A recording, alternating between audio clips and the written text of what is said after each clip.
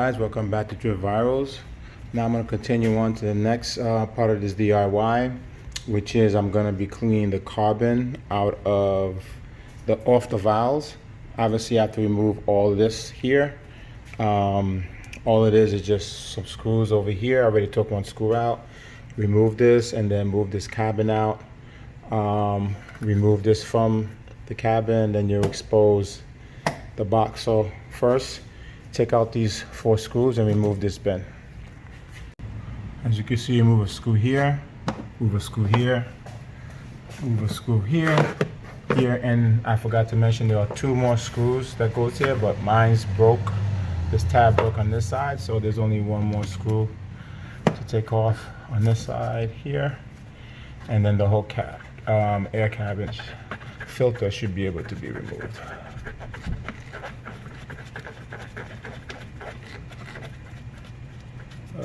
Why is this not coming up? There we go.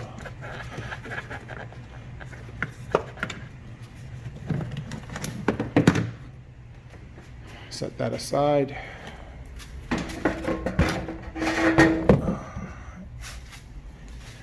And now we need to, and now you're going to unlatch these holsters.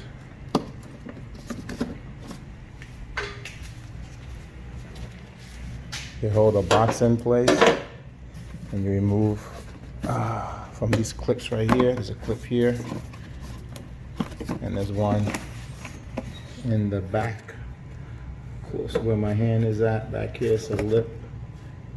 Let me see if I get there. There you go. You just lift that up and then the whole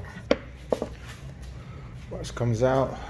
Take that, put that to the side. Same thing on the other side. First you remove this lip. Be careful not to mess with this wire here. Lift this side up. Lift this side up. And there you go. Now over here you have this wire with this sensor. Be careful with it. Just take this, turn it slightly and pull it out. There are grooves. Pull it out to the groove and set this aside. As you can see now, it exposes a nut here and another nut on the other side. Those are still the same as 8 millimeters. Just remove those and then you'll be able to remove this cabin. All right, I'll do that off camera. Then I just pull this out. Just use 2 hands to pull this out from here. And there's another underneath here that holds this. You pull these off. There's a track back there, just pull them out. And now this should be able to just come right out. Oh, forgot there's another tab that's here. Just gotta untap that. There's another tab back here. Gotta take this tab off. And then now, there you go. You can remove the whole cover now and definitely clean this. Look at that. And just set this aside. Okay, next thing you're gonna need to remove the cover. So these are T30s. Here's 1, 2, 3, and then over here you're gonna need a slight extension. It's on, I don't know if you could see it. There you go, and the last one right there. Next thing, you're gonna take this off. You're just going to pop these off here. There's 1, 2, 3, 4, 5, and that's it. And then you just pop these off and then move the top cover of the air filter, remove the air filter, and then you're just going to pull up. Well, before you do that, you got to remove this hose here, this air hose here. But first, remove this, the top cover of the air filter. Okay, now you're gonna take off this pipe. Can't remember the name of this pipe is for some reason, but I already started. I forgot to start that clip. So this goes in here. but we just take this off this way with the screwdriver. It sits right here, the lip, pull it up, and this comes right off. And then as you can see, this starts to move, and then you're gonna remove this nut here that connects this pipe, this blower valve, to this pipe down here, and then from there we could remove this whole pipe here. For some reason I cannot remember the name of this pipe and what it does for some reason. All right, here we go. Oh yeah, also I think I'm gonna cut from here this this zip tie that I have holding. It's like a blue zip tie. Let me get you closer. If I can get it, if I can get you to see the blue zip tie. But anyway, there's a blue zip tie right in there that holds this line to the blower valve together, or I might just do it here. We'll see.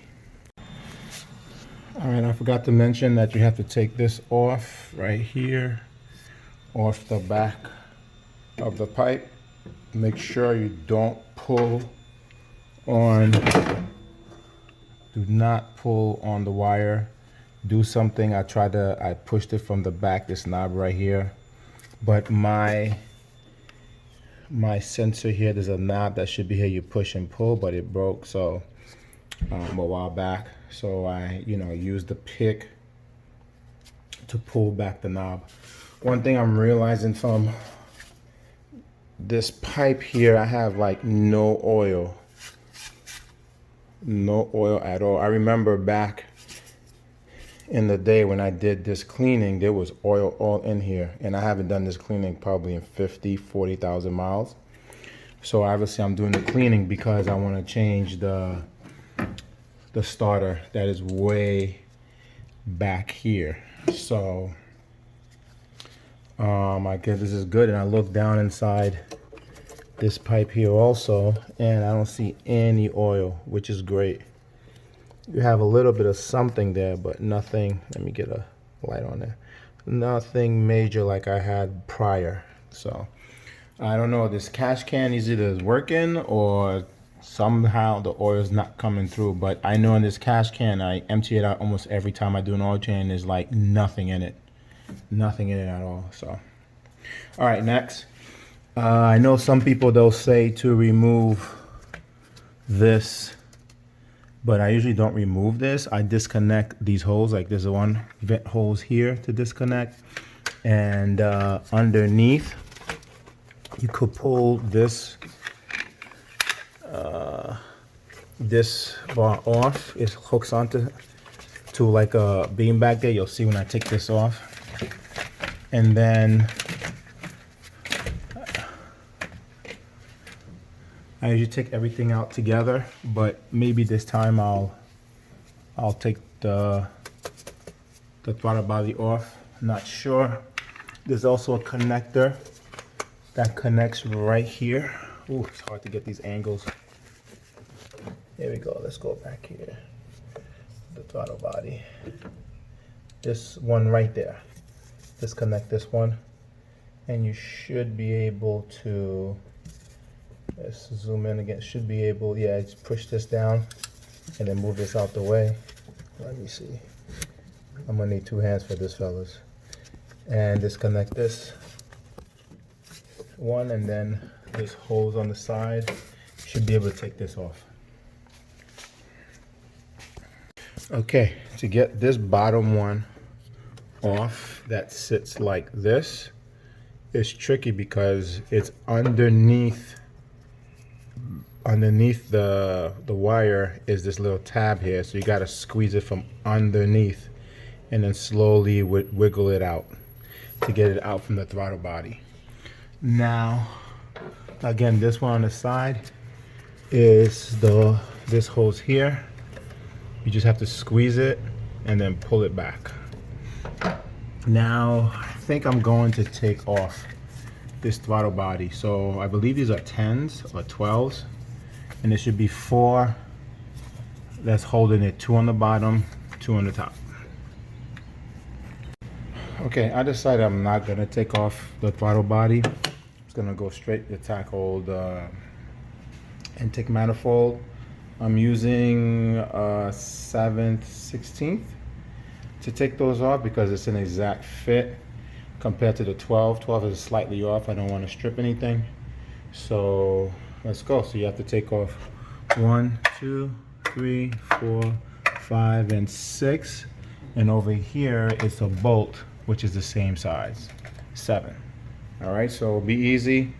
Don't overdo it. These are plastic parts. All right, let's go. Now, before I tackle this last bolt in the corner over here, I want to remove this from the sensor and remove this from the filter housing sensor. All right, this one I don't have my clip. My clip is busted, but usually some of us is upside down. It's on the bottom, so just click it from the bottom and then it just pulls out. My clip is right. Oh, it's still there. So then just click it from the bottom, push it from the bottom, and then pull out. And this one, this clip's a little busted, so you just don't pull on the cord. You see this little nip here? Use a pick or something to pull on that and just tug back and forth to get it going. All right. I still didn't tackle this nut yet. So first thing is this here. This is like a push pin. You push down on it and this should pop right out. And there's another one on the back side. Over here is hard to see, but it's like a push pin. You can see it, and then this should slide out. I can't really see it right now, but it's way back there. So you push this out and then you just try to move this out the way so that you could get more access to the nut on top. All right.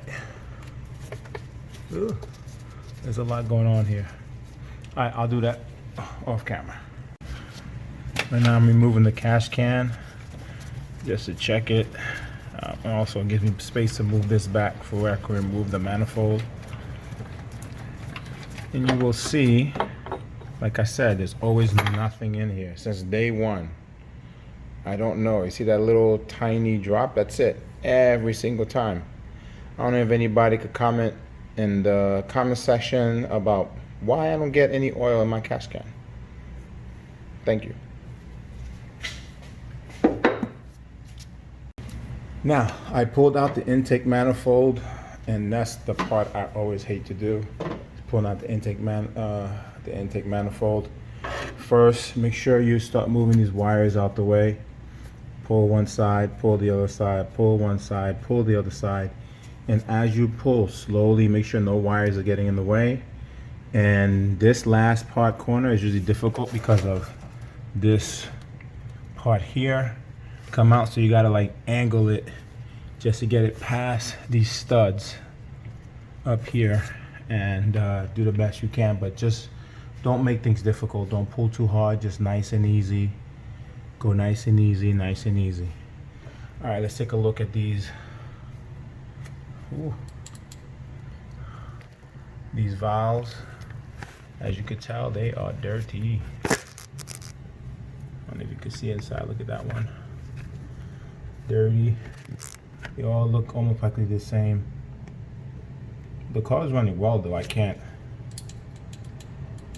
complain. The car is running very well, even though these were so dirty like this. They're all the same.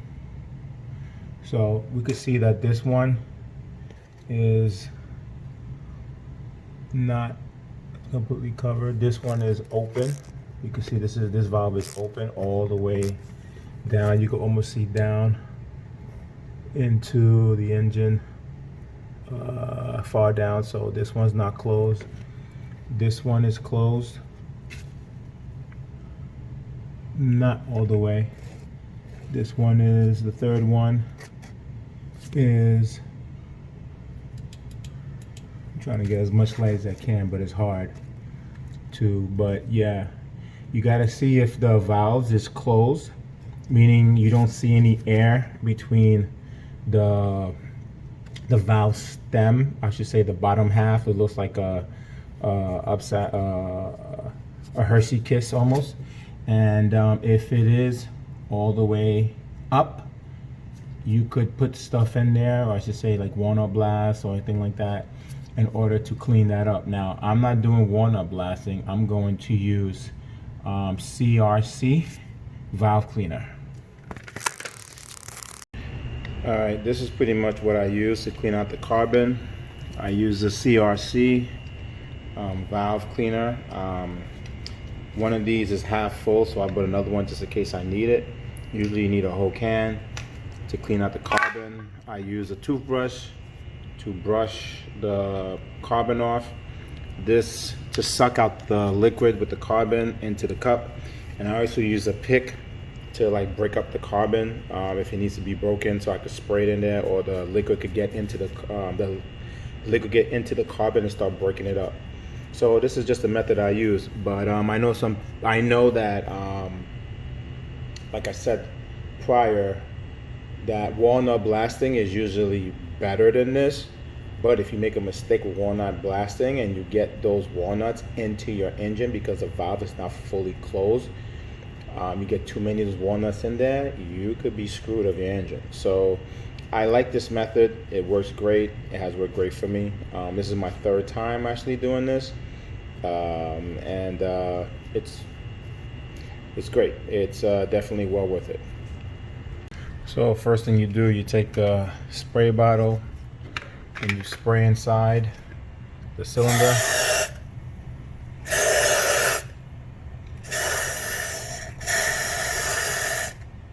It should be coming up like, and you start to see the bubbles start to form in there, and then that's it really. And then from there you just let it sit for a little bit. Now if I was to spray into an open valve, this water would just go straight down. There would be nothing to hold it up. So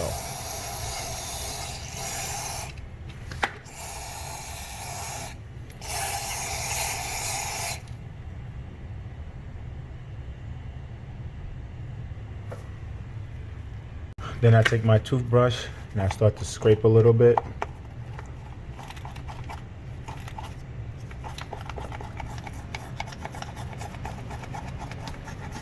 I even scrape the walls. As you can see, the liquid is very black.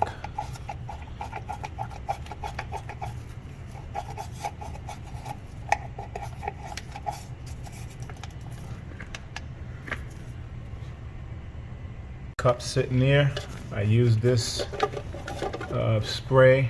I took it off top of a bottle.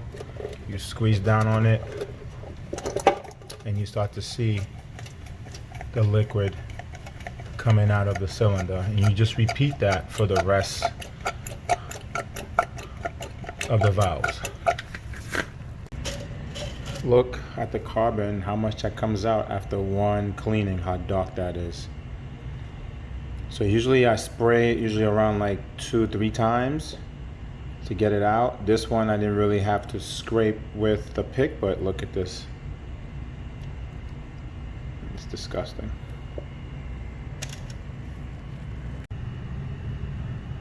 Just want to show you how the valves are clean after 3 cycles of this. So you can get the valves pretty clean like this.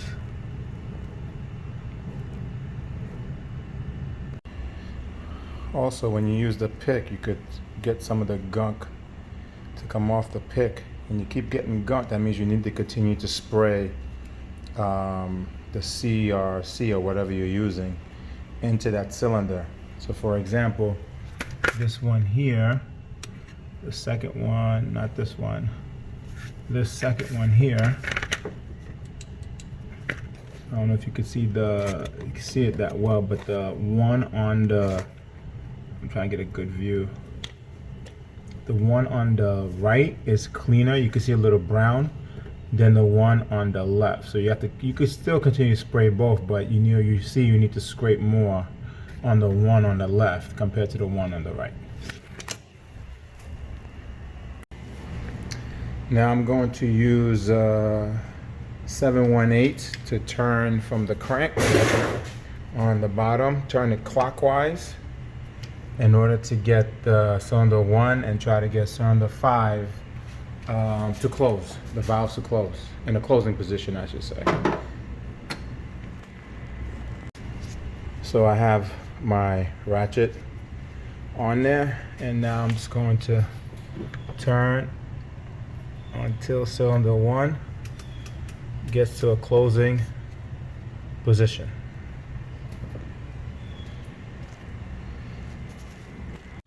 Now if you've finished all the valves, all you have to do from here is put everything back same position that you put them back in, and that's the completion of valve cleaning for the N54, N55, and many other BMW applications. Now in my next video, I'm going to remove the starter and replace that. All right, as for now, Tris Virals, we're out. Thank you.